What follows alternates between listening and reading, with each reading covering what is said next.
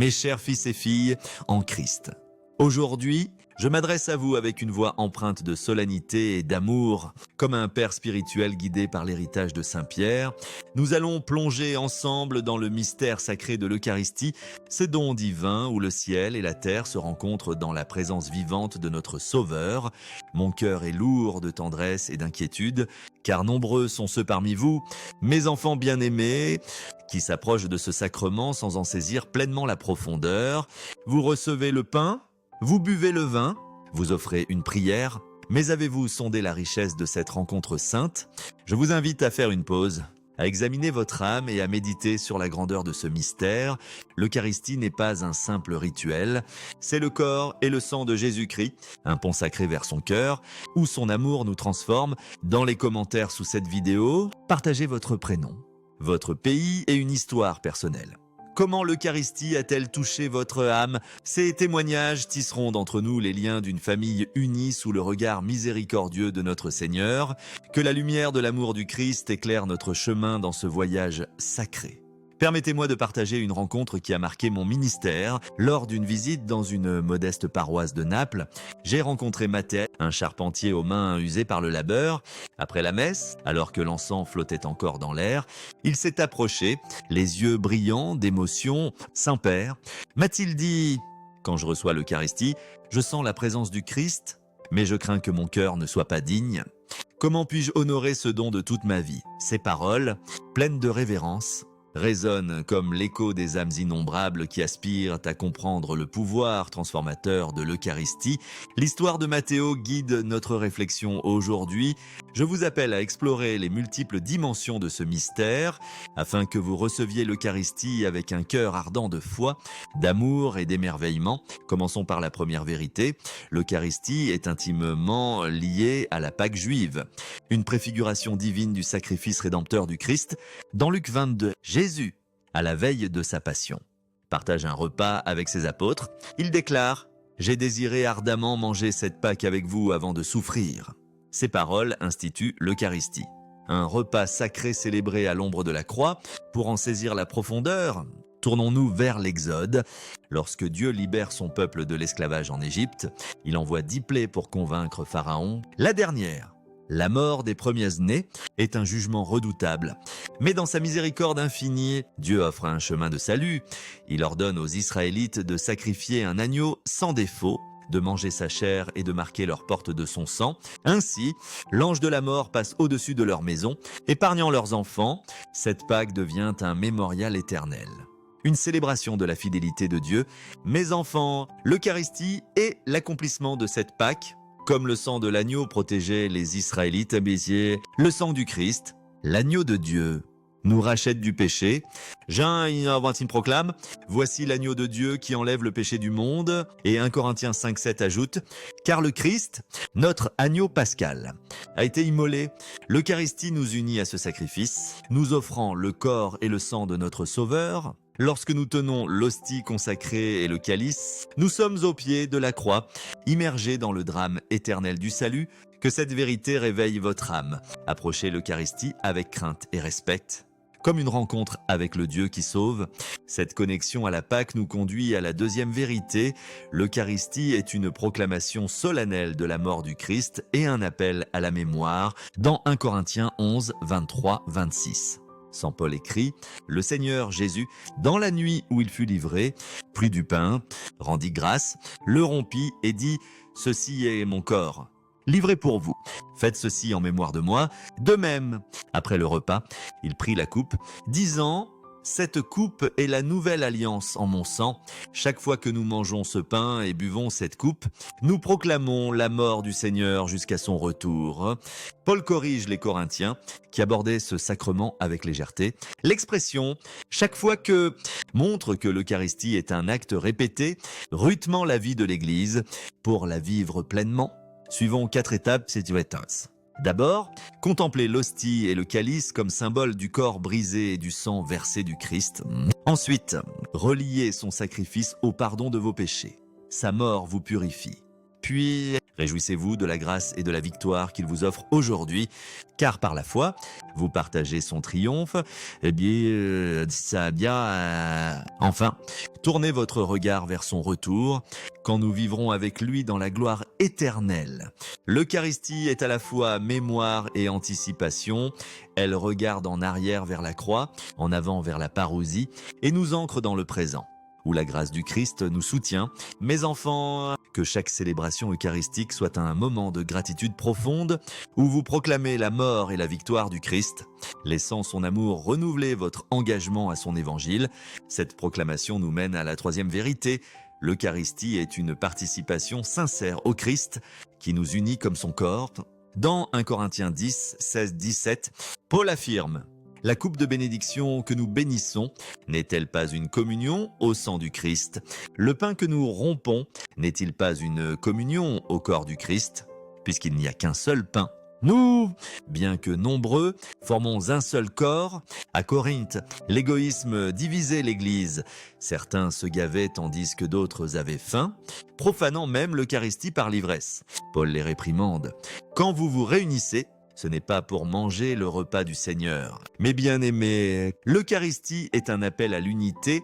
L'hostie consacrée symbolise non seulement le corps du Christ, mais aussi notre identité commune comme Église, liée par l'amour. Jésus a institué ce sacrement entouré de ses disciples, un modèle d'intimité que nous devons imiter. Notre foi n'est pas solitaire. Tous les croyants sont adoptés dans la famille de Dieu.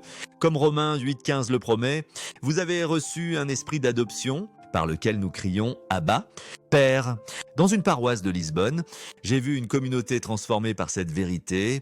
Après des divisions, ils ont commencé à partager des repas après la messe, veillant à ce que tous soient nourris avant de communier. Leur unité s'est renforcée et leurs célébrations eucharistiques sont devenues un phare d'amour, attirant d'autres vers le Christ. Que l'Eucharistie soit pour vous un moment d'union avec vos frères et sœurs, où vous pardonnez les conflits, partagez les fardeaux et bâtissez une église rayonnante d'amour dans un monde brisé. Cette unité nous prépare à la quatrième vérité. L'Eucharistie est une pratique sacrée, célébrée régulièrement dans l'église. En crainte, notre culte au cœur du Christ. Actes 2, 42 rapporte, ils persévéraient dans l'enseignement des apôtres, dans la communion fraternelle, dans la fraction du pain et dans les prières. De même, Actes 27 note: le premier jour de la semaine, nous étions réunis pour rompre le pain. Ces passages montrent l'engagement de l'Église primitive envers l'Eucharistie, intégrée à leur culte avec l'enseignement et la prière. Le dimanche, jour de la résurrection, les premiers chrétiens se rassemblaient pour ce repas sacré, une tradition qui façonne encore nos paroisses. Mes enfants, l'Eucharistie n'est pas occasionnelle, mais un pilier de notre foi, aussi vital que la prière ou la charité. Dans une paroisse de Buenos Aires, j'ai vu une communauté célébrer l'Eucharistie chaque dimanche avec une telle révérence que même des étrangers étaient attirés par leur culte. Leur dévotion montre qu'une église enracinée dans l'Eucharistie est centrée sur l'Évangile, un phare d'espérance dans un monde obscur. Faites de l'Eucharistie une priorité dans vos paroisses. Préparez vos cœurs par la prière, peut-être le rosaire, en méditant les mystères douloureux ou un moment de silence devant le Saint-Sacrement. Approchez l'autel avec respect, sachant que vous recevez le pain de vie, comme Jean 6,35 le déclare, « Je suis le pain de vie. Celui qui vient à moi n'aura jamais faim. » Cette pratique régulière fortifie notre foi, nous unit au Christ et nous prépare à porter son amour dans le monde. Cela nous conduit à la cinquième vérité. L'Eucharistie est une source de vie pour tous les chrétiens, une fontaine de grâce qui nous soutient dans notre pèlerinage. Dans Jean 6, 53, Jésus affirme « Si vous ne mangez pas la chair du Fils de l'homme et ne buvez pas son sang, vous n'aurez pas la vie en vous. Celui qui mange ma chair et boit mon sang a la vie éternelle. » Et je le ressusciterai au dernier jour. Jésus se présente comme le pain de vie, utilisant son corps et son sang comme métaphore de l'Eucharistie. Nous invitant à demeurer en lui spirituellement, chaque fois que vous recevez l'Eucharistie, vous êtes nourris par le Christ, qui vous fortifie pour votre chemin de foi. Dans un village d'Ouganda, j'ai rencontré Esther, une mère qui marchait des kilomètres chaque dimanche pour communier. Saint-Père, M'a-t-elle dit, ce pain me donne la force d'affronter les épreuves, car je sais que le Christ est avec moi. Sa foi, rayonnante malgré les difficultés, nous rappelle que l'Eucharistie est une source de vie éternelle. Dans mon ministère, j'ai connu des moments de fatigue où l'Eucharistie a renouvelé mon esprit, comme si le Christ murmurait. Je suis avec vous tous les jours, que chaque communion soit un moment de renouveau où vous demeurez en Christ, confiant qu'il demeure en vous. Mais ce don sacré exige notre respect, ce qui nous amène à la 6e vérité. L'Eucharistie peut devenir un péché grave si elle est reçue avec négligence, déshonorant le corps et le sang du Seigneur. Dans 1 Corinthiens 11, 27 et 30, Paul avertit. Celui qui mange le pain ou boit la coupe du Seigneur indignement sera coupable envers le corps et le sang du Seigneur. Que chacun s'examine lui-même avant de manger ce pain et de boire cette coupe. Avant de communier, examinez votre conscience. Portez-vous un péché non confessé, comme un conflit non résolu ou une indifférence envers Dieu. Les non-croyants ou ceux dont la foi vacille devraient s'abstenir. Car l'Eucharistie est une profession de confiance en l'œuvre du Christ. Même les croyants doivent réfléchir. Honorez-vous la signification de son corps brisé et de son sang versé. Si un péché vous pèse, cherchez la grâce de la confession où la miséricorde du Christ restaure votre âme, comme 1 Jean 1,9 le promet. Si nous confessons nos péchés, il est fidèle et juste pour nous pardonner. N'ayez pas peur que vos imperfections vous éloignent de la table du Christ. Nous sommes tous pécheurs, mais avec un cœur contrit. Vous pouvez vous approcher, confiance en son amour. Dans une paroisse de Manille, j'ai rencontré Clara, une jeune femme qui s'est abstenue de communier à cause d'un conflit familial. Après la confession, elle a trouvé la réconciliation et sa prochaine communion fut un moment de renouveau profond. Préparez-vous à l'Eucharistie par une réflexion honnête, recevant ce don avec un cœur purifié par la repentance. Enfin, la 7e vérité, l'Eucharistie est un avant-goût de notre avenir éternel avec le Christ. Un prélude au banquet céleste. Apocalypse des Bietnassin proclame « Heureux ceux qui sont invités au festin des noces de l'agneau ». Ce passage évoque un festin glorieux dans les nouveaux cieux où le Christ, l'époux, partagera un repas avec son Église. Chaque Eucharistie est une anticipation de ce banquet, renouvelant notre espérance en l'éternité. Dans une paroisse de Dublin, j'ai rencontré Liam, un jeune homme qui trouvait du réconfort dans l'Eucharistie après une perte. Saint-Père, m'a-t-il dit, quand je communie, je me sens lié au ciel, où je reverrai mes proches. L'Eucharistie est un pont entre la terre et l'éternité, une promesse de la présence du Christ. Que chaque communion vous remplisse d'espérance pour le festin éternel. Ou, comme Apocalypse 21, 4 le promet, il essuiera toute larme de leurs yeux. Mes chers enfants, c'est cette vérité, le lien de l'Eucharistie avec la Pâque, sa proclamation de la mort et de la résurrection du Christ, son appel à l'unité, sa place centrale dans l'Église, sa source de vie, son exigence de révérence et sa promesse d'éternité sont un chemin sacré vers le cœur du Christ. Elle vous invite à vivre comme des témoins radieux de son amour dans un monde en quête d'espérance. Imaginez une église où chaque âme s'approche de l'Eucharistie avec respect, où les familles prient le rosaire ensemble, où les paroisses deviennent des sanctuaires d'amour divin. Cette vision commence avec vous, dans les moments de prière devant le Saint-Sacrement, dans les actes de charité, comme partager un repas avec un voisin ou écouter un ami dans la détresse. Ces gestes, bien que simples, tissent le royaume de Dieu. Dans une paroisse de Nairobi, j'ai rencontré Agnès, une commerçante transformée par l'Eucharistie. Autrefois absorbée par son travail, elle a commencé à assister à la messe quotidienne, trouvant la force d'organiser son communauté pour nourrir les affamés. Saint-Père, m'a-t-elle dit, l'Eucharistie m'a appris que l'amour du Christ est pour tous. Son histoire nous rappelle que l'Eucharistie est une mission à vivre, un appel à porter l'amour du Christ aux marges de la société. Mes enfants, l'Eucharistie vous défie de voir le monde avec les yeux du Christ, de combler les fossés entre riches et pauvres, jeunes et vieux, par des actes de miséricorde. Dans un village du Pérou, une paroisse divisée a retrouvé l'unité grâce à des Eucharisties célébrées avec révérence. Suivi de repas communautaires, les pauvres y côtoyaient les riches. Les anciens partageaient avec les jeunes et les étrangers devenaient famille. Que vos paroisses soient des lieux de rencontre où l'Eucharistie inspire la compassion, comme Éphésiens 4.3 le demande. Efforcez-vous de garder l'unité de l'esprit par le lien de la paix. L'Eucharistie vous appelle aussi à être des prophètes d'espérance.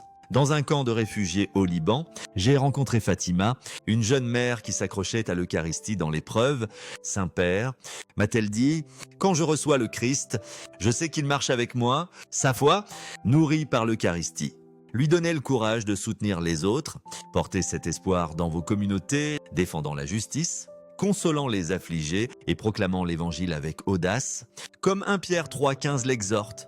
Soyez toujours prêts à rendre compte de l'espérance qui est en vous, mais ce chemin n'est pas sans sacrifice. L'Eucharistie, née du sacrifice du Christ, vous appelle à porter votre croix, à offrir vos vies comme un sacrifice vivant, comme Romains 12.1 le demande.